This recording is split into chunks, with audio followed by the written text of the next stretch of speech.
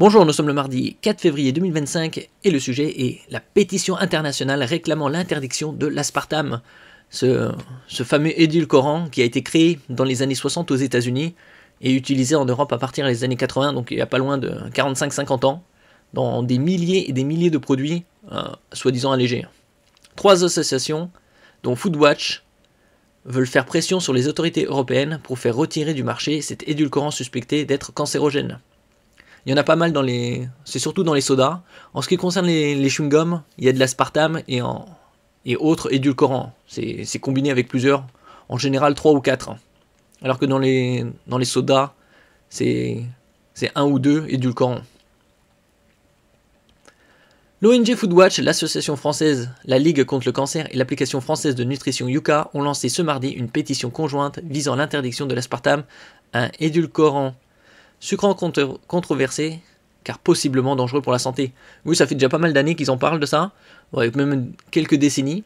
C'est comme avec l'amiante.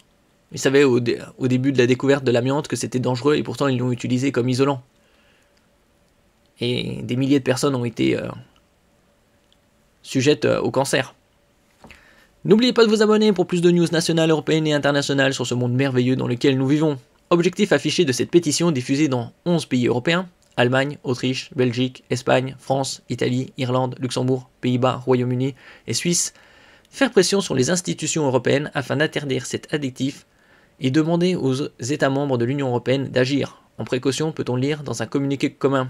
Et là, on a, selon Foodwatch, plus de 6000 produits, donc c'est colossal, et notamment ceux dits allégés, comme certains sodas sans sucre, yaourt 0% ou encore chewing-gum. Comme je disais précédemment, les chewing-gums ils contiennent d'autres choses que l'aspartame, pas mal d'édulcorants, en général c'est 3-4, on peut le lire sur les boîtes.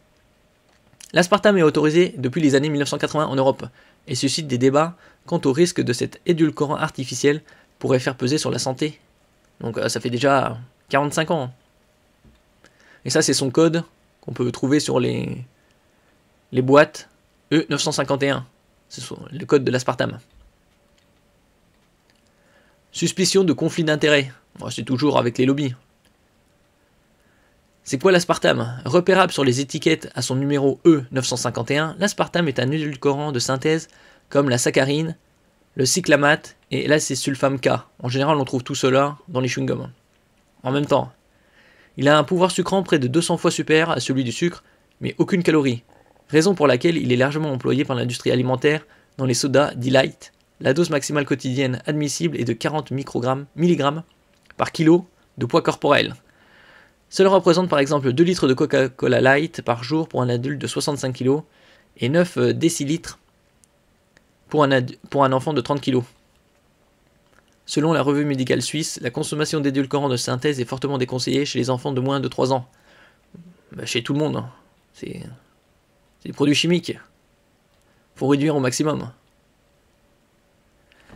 Merci pour votre écoute et à la prochaine.